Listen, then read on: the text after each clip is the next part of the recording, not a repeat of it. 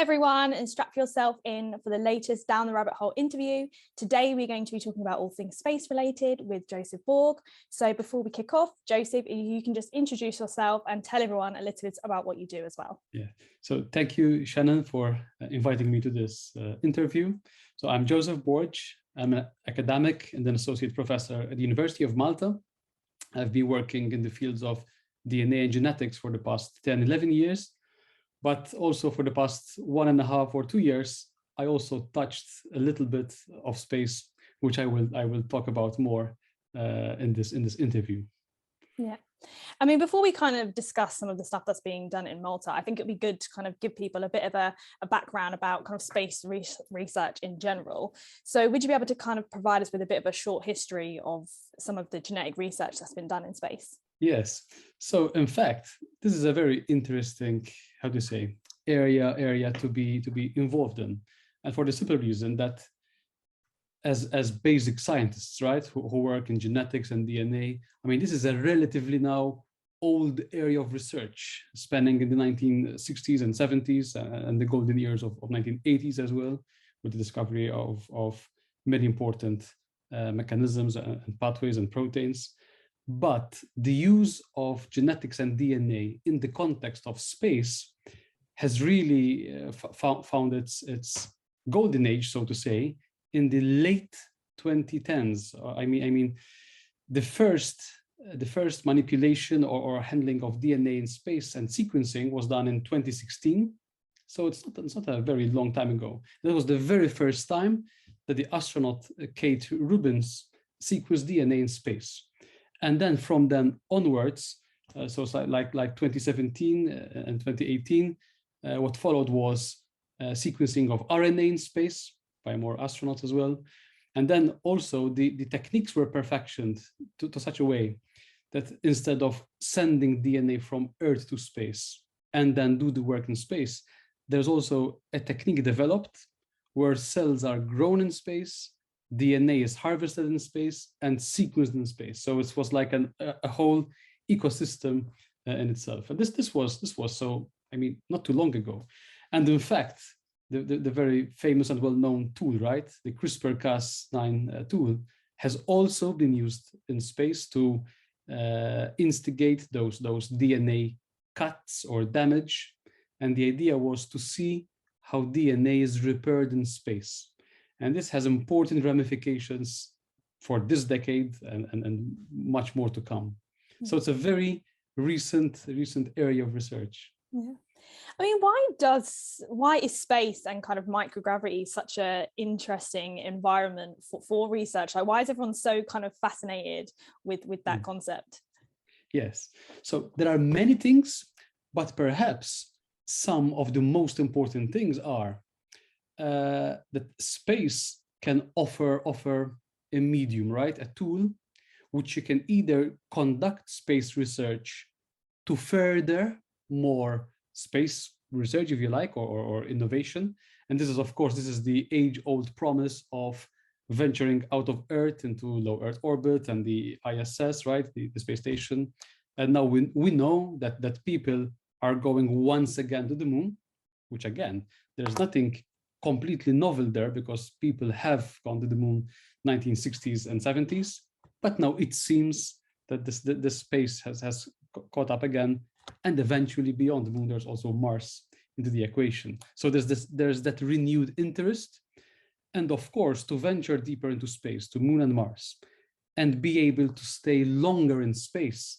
I mean, the genetics and the biochemistry of life needs to be perfected. And therefore, that is one major area of research and interest, and of equal interest, I would say, and not many people know or appreciate that, is that by conducting space research, the applications that one can find can be applied back to Earth.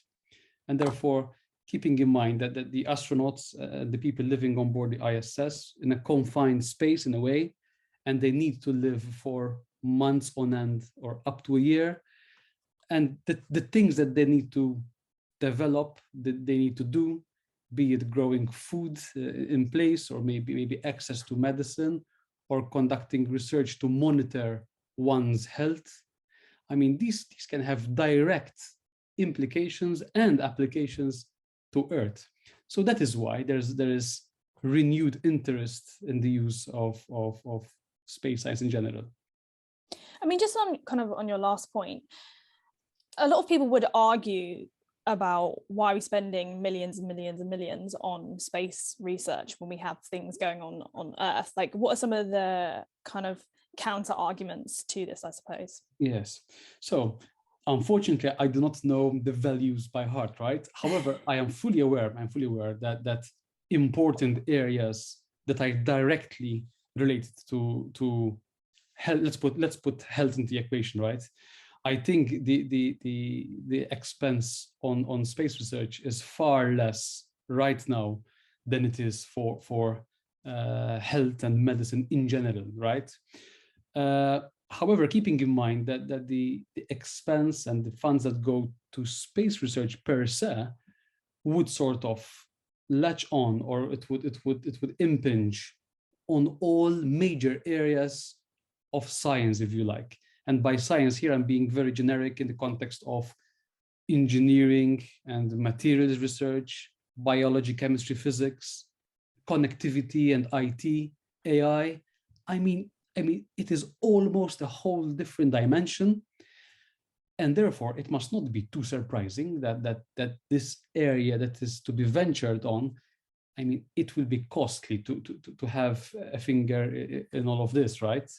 But to say that this is sort of wasted money or money that it is better well spent on Earth, I think there are many counter arguments, some of which are also recently, noticeable, such as the use of satellites and imagery, and the idea to predict or identify disasters, be it related to climate change or other natural phenomena, such as major storms or hurricanes or tsunamis. I think all of this will have a positive ripple effect, if you like. Yeah. And what are some of the kind of major challenges of research in space? Because I feel like it took us so long to actually even get to space. What are some of the kind of challenges of conducting this genetic research in space? Yes. Okay. So challenges in space in general, of course, there are many, right? There are many. And I think one of the beautiful things in the context of space science is that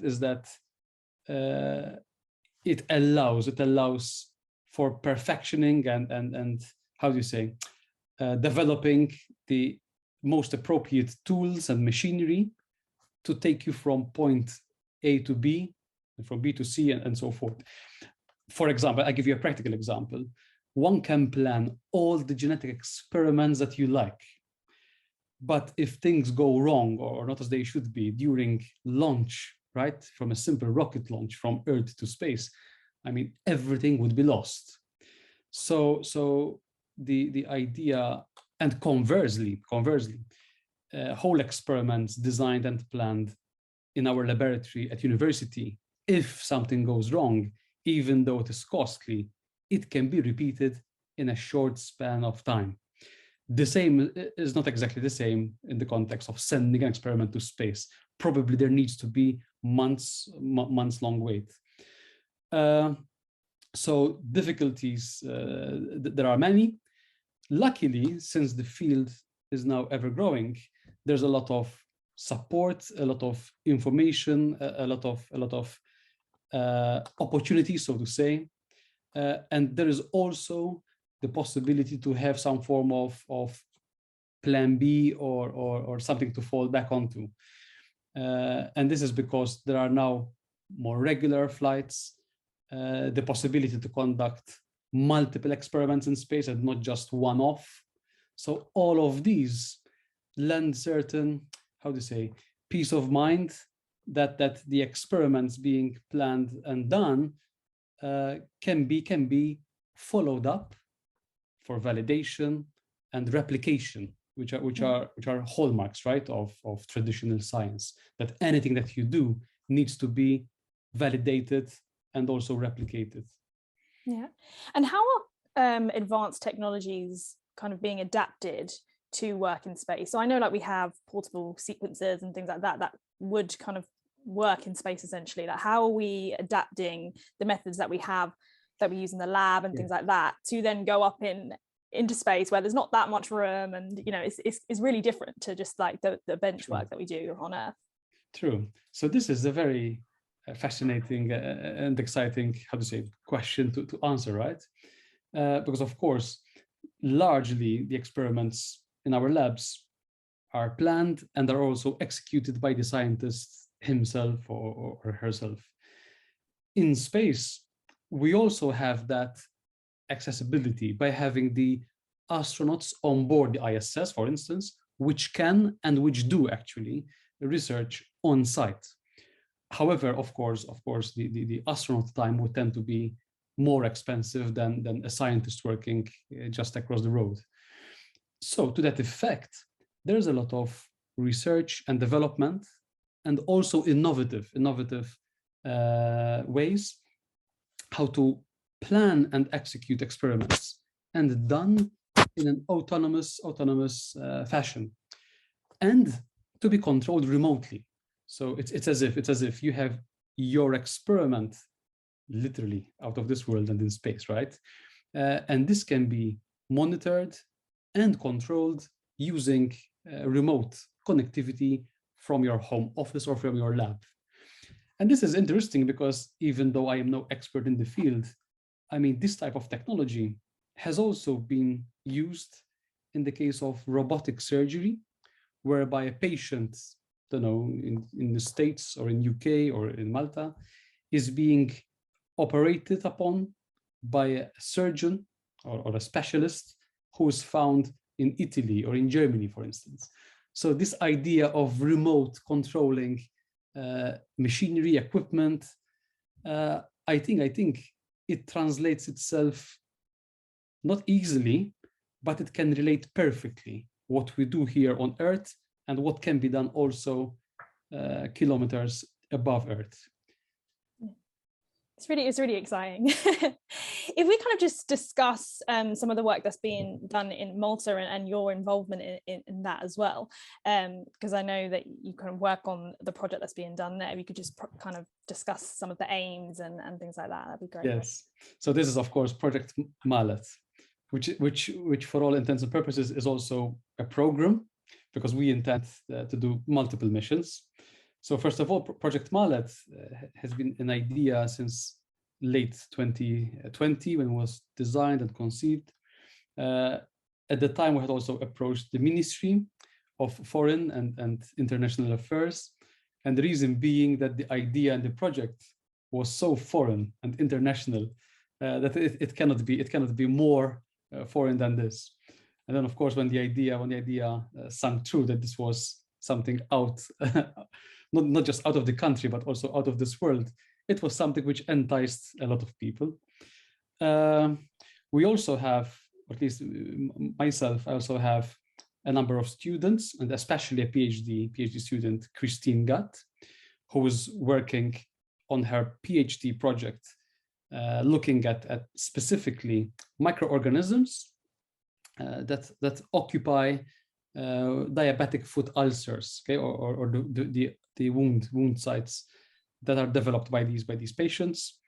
And the idea was then brought together by having some of the sample material which has microorganisms spread out in these wound ulcers and human skin tissue. And the idea was that if these bacteria and microorganisms tend to be resistant and very, very hard on the skin and resistant to treatment, how would they react and adapt to a harsh environment of space? Are there any microorganisms that will sort of thrive more or less than what one would expect on earthly conditions? Can we uncover new markers or biomarkers that can be used therapeutically? So that was the whole, or at least one of the objectives of this project. Project Maleth had its first mission last year in August, when we sent the very first experiment. And in fact, it was the very first experiment for Malta, which is of a biomedical nature, to be sent to ISS. So we were very happy about that, of course. This comes with all bells and whistles of sending the experiment on a SpaceX rocket. You get to see the launch. I mean, we saw the launch from our home, of course. Then in less than a day, the actual capsule of Dragon, right, will arrive and dock to the ISS. And then you get to see, by following these online live NASA channel or SpaceX channel, you get to see the astronauts handling the payloads from Dragon inside the ISS. And then, of course, there comes a part where we saw where the European astronaut Thomas Pesquet handling the Maltese experiment, saying a few words about how do you say, interesting to see new players in space. And of course, then there's the assembly of the cube on board the ISS. And then, I wouldn't say the rest is history, because the rest is still ongoing, but that is how it all started. And how it is going is what you see now. So myself, I had the opportunity to speak at a number of conferences and workshops, one of which also very recently the Festival of Genomics and Biodata. And I mean the enthusiasm that is garnered through the young scientists and the students, and also peers as well, is something which is encouraging to do more of the same. Yeah. And what are some of the kind of initial insights that you've got since it kind of, the project started, when it got to the ISS? Tell me again, sorry. So when the project... What are some of the kind of insights that you've kind of found so far since the project started? Yeah. So first of all, so even though the project is purely biomedical in nature, right? There were some very interesting observations or lessons to be learned in terms of connectivity. So this is something, because this is also interesting. So besides sending the first Maltese experiment to space, it also comes with its own challenges, and how from here in Malta, there had to be 24/7, sort of. I say sort of because there are, during a 24-hour period, there are a number of loss of signal slots, so to say, when the ISS is beyond the reach of connectivity. And there were many new things that we were learning on how to connect and how to communicate, how to switch on the onboard camera inside the cube experiment. So all of these were I mean, they are very simple and silly things to do locally, but when you are controlling a camera from here to space, is a little bit more fun and challenging, to put it mildly. In the context of biomedical insights and research, so there's always this heart-thumping moments, right? So we were very anxious to see or to learn that the microorganisms sent to space and back, that they are actually living, and in fact they were. So we already were aware, and we did previous experiments that showed microorganisms present in special buffer solution, and how long they can be maintained for weeks on end or even months on end. And we knew that conceptually it works, but to see for real what you've sent to space and back, that it actually works, that was also something, how do you say, that we were eager and anxious to learn, which worked. And now that the microorganisms did flourish, did grow, there is a series of genetic steps or experiments, some of which have been done already, and others which are being done jointly with our partners. Those experiments which have been done already includes reading bits and pieces of these microorganisms, also known as 16S typing, using next generation sequencing. And this allows us to type and profile all the different bacteria and microorganisms that are present in the samples. And in so doing, we can therefore compare in a three-way manner, I would say, because there is the original sample obtained since day one, right? Which never left our labs. Then there is a second batch of samples which remained on Earth, but persisted in an analog experiment manner the whole duration of the experiment. And then the experiment was halted. And then there's, of course, the samples sent to space and back. So we have the same tissue type, which was split in three. And now we have genetic data and information on a three-way comparison experiment. And this is replicated 6 times because there are 6 different biological samples. And you could see that the bacteria in space, just in space, appear to have, if you can say, a mind of their own, and they're very heterogeneous in terms of types of bacteria, whereas those that remained on Earth clustered more closely together. There wasn't that much heterogeneity in the culture observed. This in itself is already very interesting observation. And of course, having seen this, we now are testing these microorganisms at a full or a complete genome manner in a process known as metagenomic sequencing. And this, we are doing this together with our partners in the States. And we are very, very excited to see the results. No, that's really, really interesting. What are your kind of future plans and what are the next steps for the program as well? Because I know you mentioned that there's going to be another mission as well. Yes, so the next mission will take place this year in May. And the May experiment will be twofold or threefold actually. So 2 of which we already did last year, and they will be repeated this year, which are a follow-up experiment of the microbiome research on these human foot ulcer research. And there is also a Saccharomyces cerevisiae sample, right? So Baker's yeast sample, which we want to send to space and back. And then we shall be looking this closely using some proprietary and novel tools that have been developed not by myself, but by our sponsoring colleagues in biotech. And of course, we will also be replicating or doing the same thing as a STEM-based research program. When I say STEM-based, so we are talking to young children in schools, primary and secondary. Of course, we speak about biomedical science, we speak about space biology and space bioscience. And then we conclude by offering the opportunity for them to have a message, a poem, an artwork, or a drawing, or anything that they want, which is saved in a digital manner, so to say. And we offer them that this digital message will be saved inside the BioCube and sent to space itself. And whilst in space, their message can be sort of broadcast or opened from space down to Earth. And this is something which we've seen, it instills a certain, how do you say, passion or drive for young kids to study science. Yeah, that's really, really cool.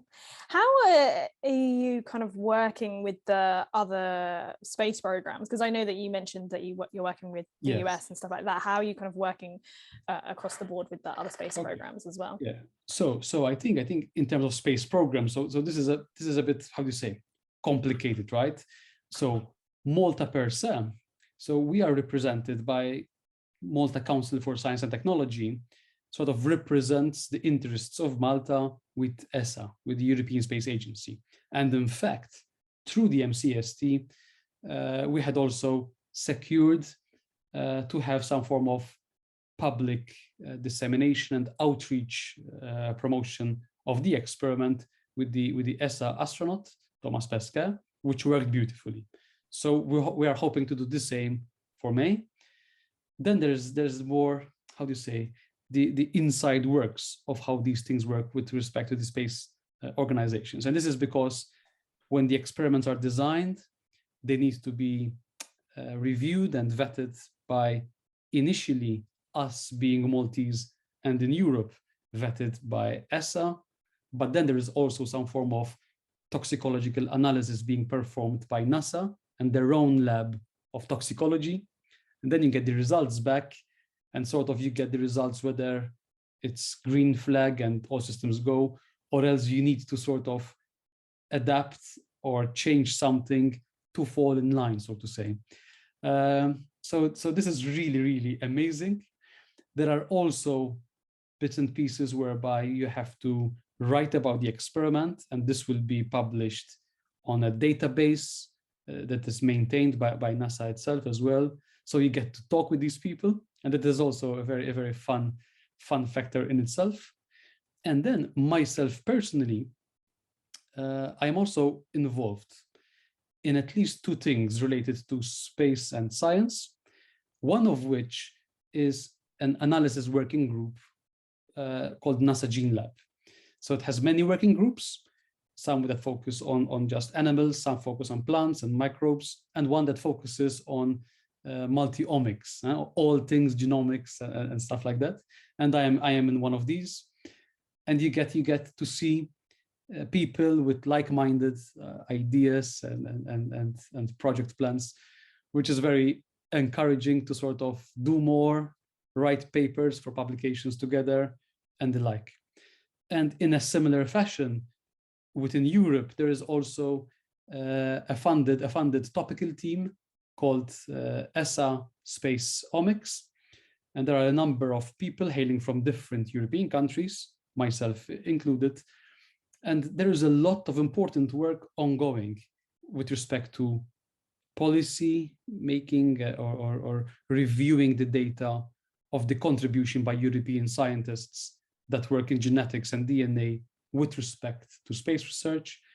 It's sort of slowly building up to showcase what is being done. I think in all this, in order for the community that work in science and to show to the people in general how important this is, it needs to be done in a slow, consistent manner and in an educational manner, so to say. I mean, the people need to be told what these things stand for, what they do, and how they can be of benefit.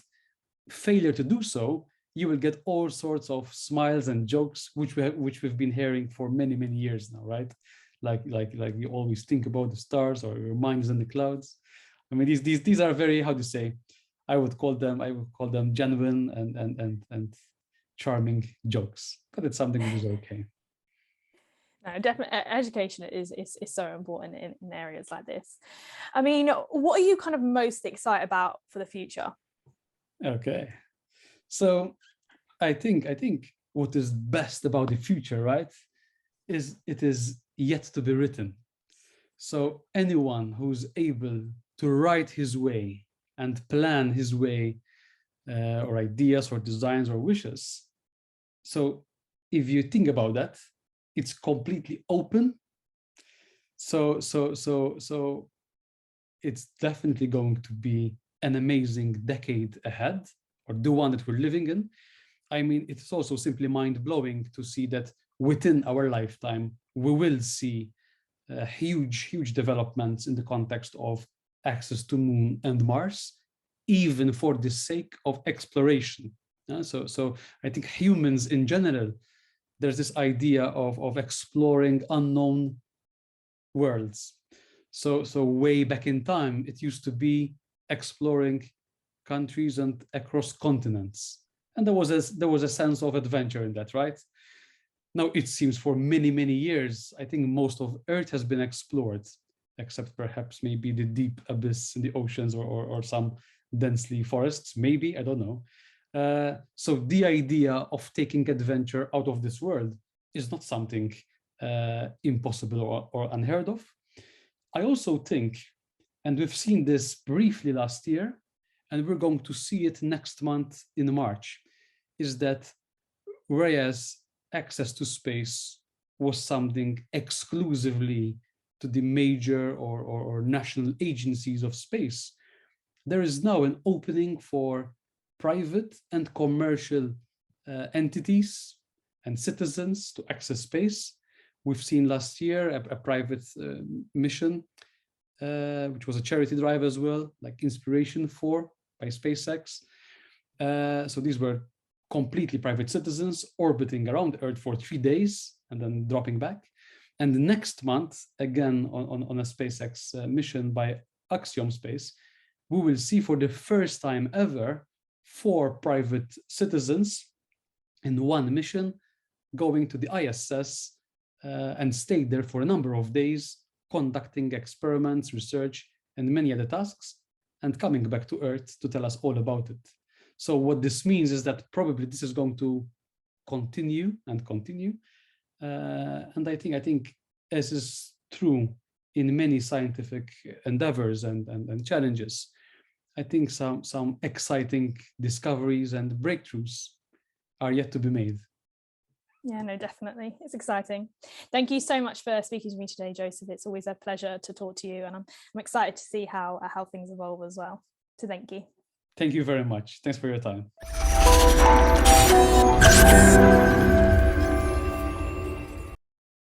Hello everyone, if you enjoyed this video, then make sure you check out some of our other videos in our series by subscribing below or going to our website, frontlinegenomics.com. I hope you enjoy.